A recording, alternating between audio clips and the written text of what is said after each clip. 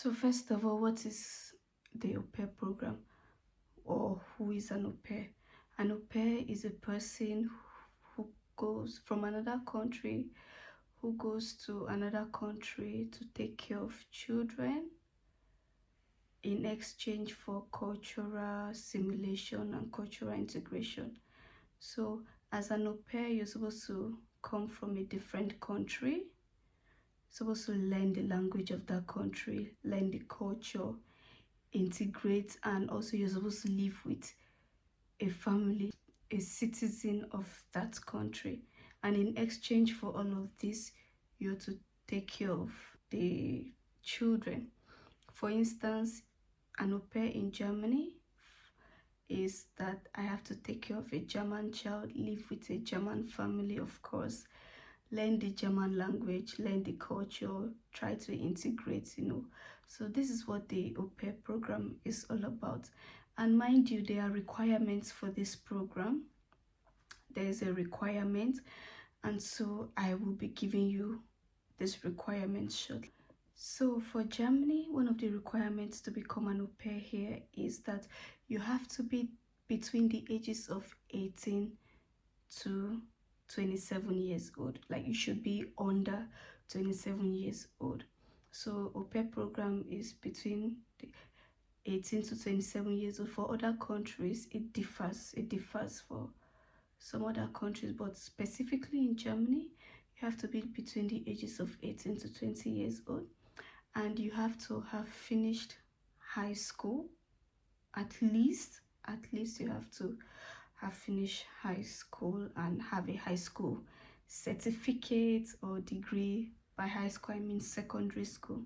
So you have to have your secondary school certificate, and then after that, you have to have the German language certificate. Guys, this is a must. It is really compulsory. Having the language certificate is one of the most compulsory document you need, and at least you need the certificate for at least the A1 level. I came with the A1 level, and in another video I will tell you how you can learn and how long it takes for you to learn and get your certificate. I'll tell you that in another video, but today is just general overview of the au pair program. So another requirement you need is that you have to find a host family. You have to be employed by a host family, because when you go to Germany, when you come to Germany, you have to live with them. So you have to show document that you have a host, and what the document includes the au pair contract from the host family, the residence registration certificate of the family, because they want to see that this family is real, they are not a hoax, and their residency is registered. So you have to present a residence registration certificate. Another thing you also need is, of course, a signed au pair contract. Very important. There has to be a contract showing that you have found a family. There has to be a legal binding, and also you can come and do this program through an agency. But for me, I didn't come with an agency. I came alone. I came myself. You understand what I mean? So I didn't come through an agency, but in another video I will be showing you how to get a host family. So, and also you need your CV, your resume. You also need your motivational letter. You have to tell them why you want to come to Germany, and what you will do after your au pair. You just have to prove to them that you're a legit person. You need, so yes, you also need the questionnaire for the host family.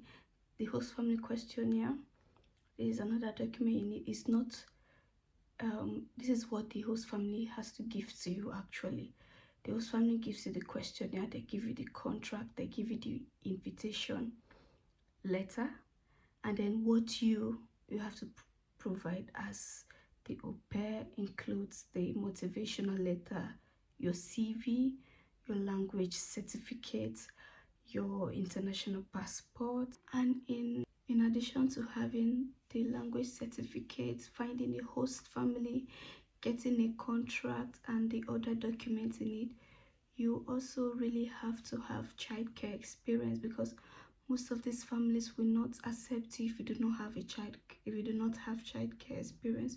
You have to have worked with kids before.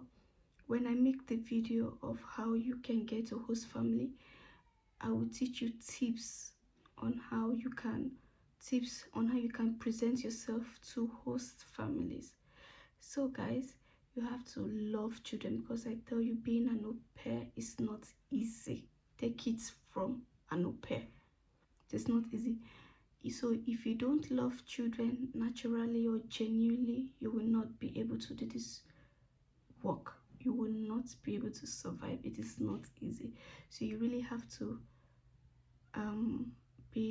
have childcare experience. As for me, I have over 5 years of childcare experience, which really helped me to build my au pair my au pair strength now, because I have worked with kids before. I have been a former kindergarten teacher, I have babysit, I have done all of those things. So having a childcare experience will really help you. It will even put you in good light to host families, and I will also teach you where you can get host families from in my next video. And also, mind you, because I've mentioned before, you need a proof of language certificate from the Goethe Institute. Yeah, the Goethe Institute is like the only recognized one when you're coming from Nigeria. Some people don't know this, but you have to come mostly with the Goethe certificate. So now you come with the A1 certificate. I came with the A1 certificate. You can also go ahead to study even up to A2 or B1, but mostly the requirement is the A1 certificate. So you get yourself enrolled in with maybe the Goethe Institute. I didn't learn with the Goethe Institute, I learned with a private tutor. So it's either you learn with the Goethe Institute, or you learn with a private tutor, or you go to a language school and then you learn the A1 and prepare yourself to write the exam. You have to pass the exam, because I know that the exam itself has its cutoff mark. I think the cutoff mark is I think 60 or 63. So you have to make up to the cutoff mark. Without it, if you don't meet up to the cutoff mark, I tell you, you will not get your visa. The embassy will ask you to go back and rewrite the exam. So, and also the Goethe Institute, if you don't pass your exam, you don't even get the certificate, except if they've changed it now. But you have to try to pass your language exam, write the exam, pass, and then present the certificate at the embassy. And now there is a new law at the embassy where even after writing the exam, you go to the embassy, you're giving another test. So these things are changing. That's why you have to stay tuned to my channel, so that you can get the right information, the correct information. Because now the latest, I don't know if they also do it for in other countries, but currently in Nigeria, after you write the Goethe exam, you go to the German embassy and you're also giving another test, and then you have to wait a couple more weeks before your test comes out. So I don't know, you just have to try to learn the language. So now, after you find a family, you write the exam, the next thing you need to do is to book your appointment at the embassy. You need to book an appointment. During my time, to get an appointment was really hard. You had to wait like 2 years or so, but now the law has also changed. It has been that rule has been a little bit adjusted. Now you don't wait that long again to get an appointment. You guys are so lucky. I had to wait a year before I got an appointment at the embassy. So but still yet, I would advise you, while you're looking for a host family, while you're preparing to write your exam, you book your appointment early, so that you don't find a family and you don't have an appointment. These families will leave you. It happened to me several times. I found host families, but my visa was not yet, I had not even gotten the appointment. So you have to make sure that the timelines are interrelated. Interrelated, the timelines are matching each other. You have to make sure of that. So that is basically what being an au pair is. And of course, the visa fee, you have to pay the visa fee as well. So guys, I have come to the end of this video.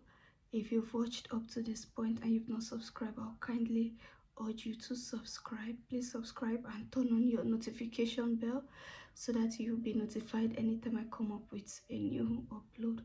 Feel free to ask me questions in the comment section, or I'll put my Instagram, so you can DM me on Instagram or on TikTok and ask your questions, and I will do well to answer them. Don't forget, be good. Cheers.